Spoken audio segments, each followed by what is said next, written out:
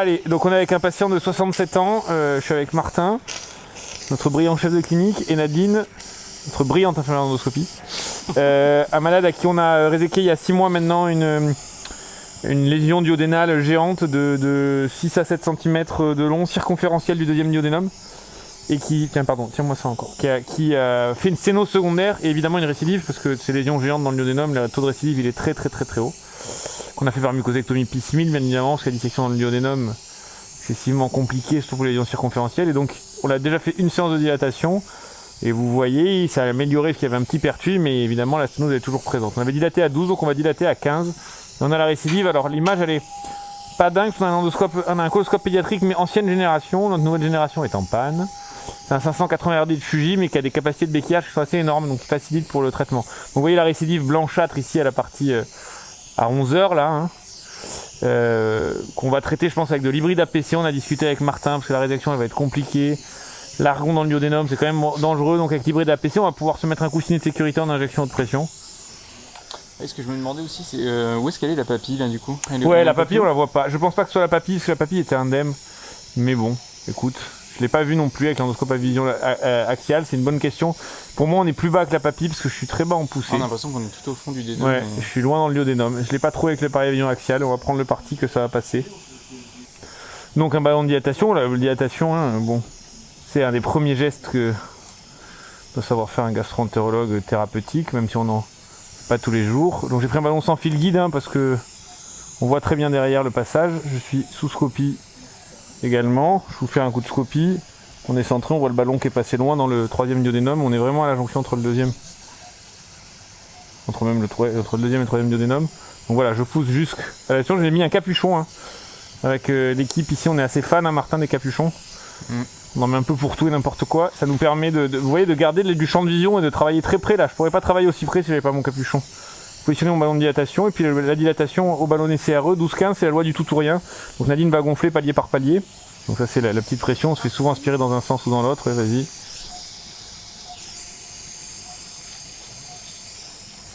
Je suis encore en train de me faire aspirer.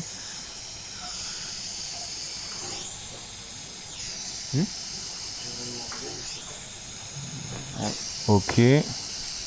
Ça résiste pas du tout. Je monte au palier d'après.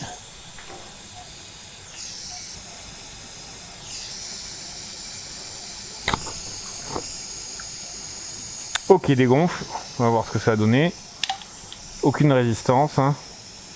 Mais ça va bien cicatriser, c'est mieux, il commence à remanger. On doit pouvoir passer avec le ballonnet en dégonflant en dessous de la sténose normalement. Voilà, je suis passé en dessous de la sténose. Avec mon capuchon, je ne passais pas avant, et là on arrive à début longitudinal, on voit la différence de brillance et de villosité. Donc ok, on va regarder un petit peu le détail avant d'enlever le ballonnet de la sténose.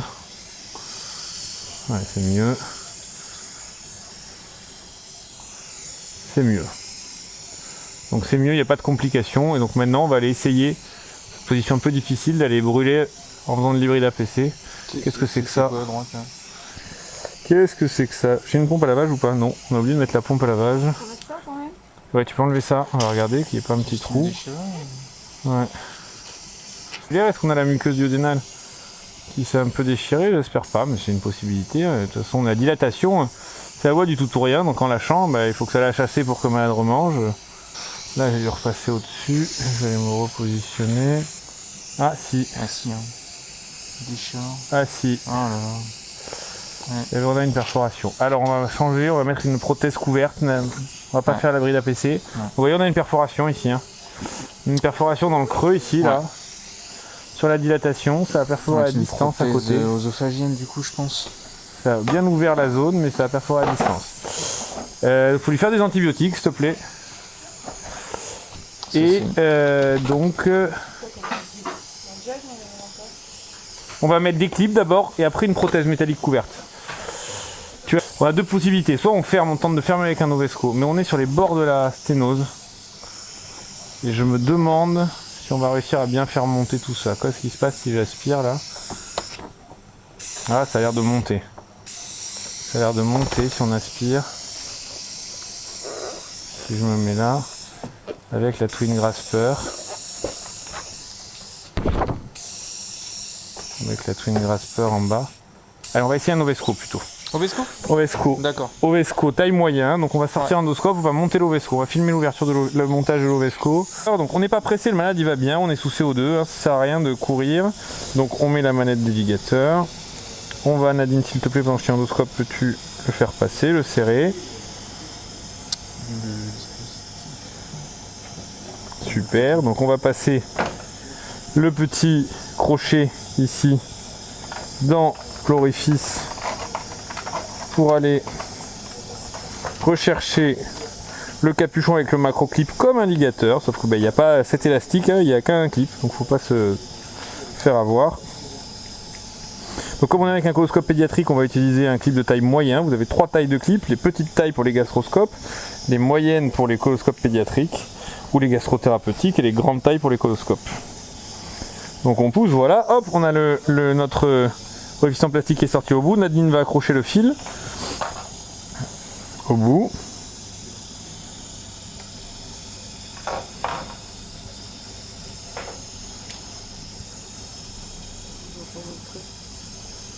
Tu l'as juste là. Ici là, regarde. Ouais, juste là.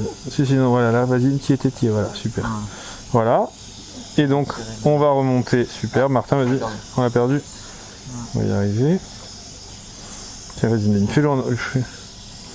Coince-le sur la bille après. Sur la petite boule, là. Le bout, tu sais. C'est bon. Je vais le montrer précisément parce que ça coûte. Ouais, mais c'est pas très grave. On va le sortir tranquillement au niveau du canal opérateur.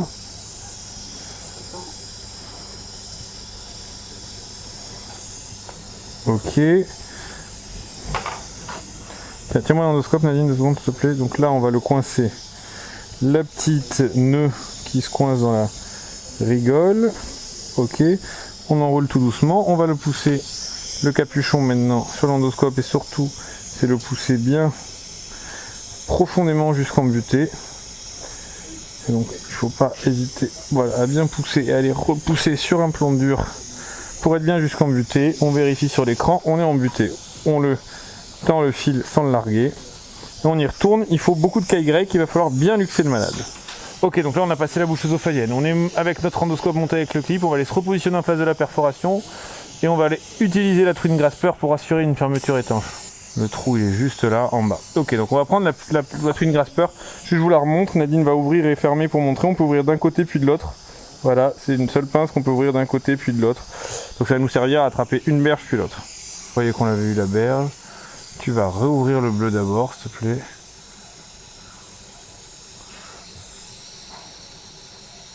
Vas-y, ferme. On n'attrape pas. Si, on attrape un peu. Tu vas ouvrir l'autre côté, s'il te plaît. Non, c'est bon, laisse tomber. Tu vas ouvrir l'autre côté, s'il te plaît. Vas-y, c'est pas mal. Continue à ouvrir. On va essayer de, vous voyez, de sortir juste le bout en bougeant un peu, en changeant d'axe et en tirant. Voilà, j'ai passé mon mort de pince. Reste ouvert. Ouais, c'est ouvert. J'arrive pas à le basculer comme je veux. Je pense peut-être que j'aurais dû faire dans l'autre sens. Ah, vas-y, oh. Ouais, c'est pas mal. Ouais, voilà, on est passé. Vous avez vu, la pince elle a basculé du bon côté. Vas-y, ferme. L'autre pince. Ferme à fond, ferme à fond, ferme à fond. Fermez à fond. Donc on va essayer de tirer les deux côtés en aspirant un peu.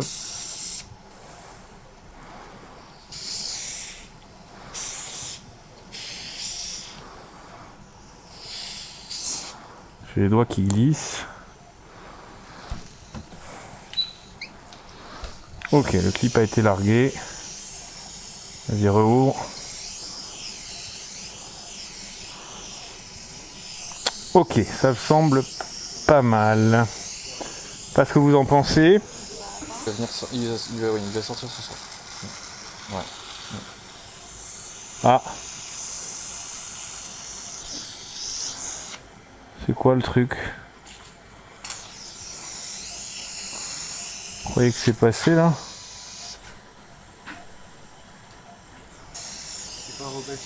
Ouais. Ouais. Ah non, c'est pas bon là. C'est pas bon, bah. On n'a pas tout eu. On n'a pas tout eu. Non, on n'est pas bon. On n'est pas bon. On n'est pas bon. Non, mais on va prendre un coloscope, on va mettre une prothèse. C'est pas bon là. Je suis pas bon. Putain, en plus j'ai merdé le clip, alors là c'est pas mal.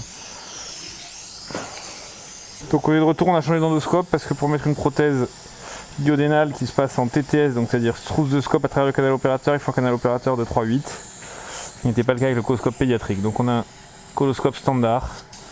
Donc on a bien vu à l'opacification et après en regardant mieux que l'Ovesco ne couvrait pas toute la zone. Là, le fil est passé sans problème. On n'est pas passé dans l'Ovesco là parce qu'on est passé vraiment à côté. Ok. On le repousse comme ça. Ok, le fil est bouclé en place, vas-y. Vas-y, avance. Avance, avance, avance. Pourquoi il y a un tel ressaut là déjà là?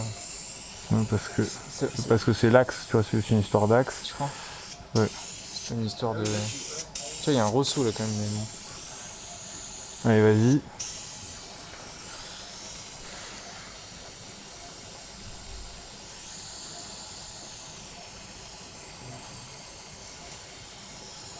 Je lâche mes béquillages. Vas-y. Elle s'ouvre. Ah là, elle s'ouvre. Elle s'ouvre, elle s'ouvre, elle s'ouvre. Continue. Stop.